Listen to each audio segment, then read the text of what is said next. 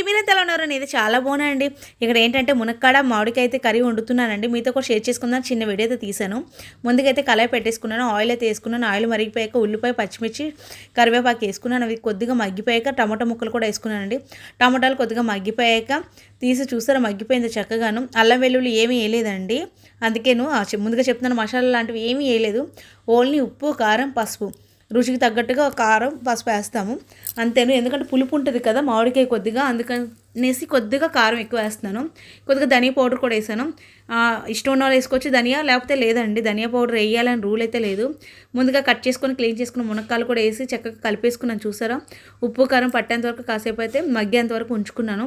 దాని తర్వాత ఒకసారి కలిపేసుకొని మళ్ళీ వాటర్ అయితే వేసుకుంటున్నాను అనమాట. మునక్కాయలు ఉడకాలి కాబట్టి అవి ఉడికే టైంకి మామిడికాయ అయితే కట్ చేస్తాను. ఇక్కడ చూసారా చక్కగాను ఉడికిపోతే దగ్గరికి అయితే చాలా బాగుంటుంది, సింపుల్గా అయిపోతుంది, ఈజీగా కూడా ఉంటుంది అనమాట.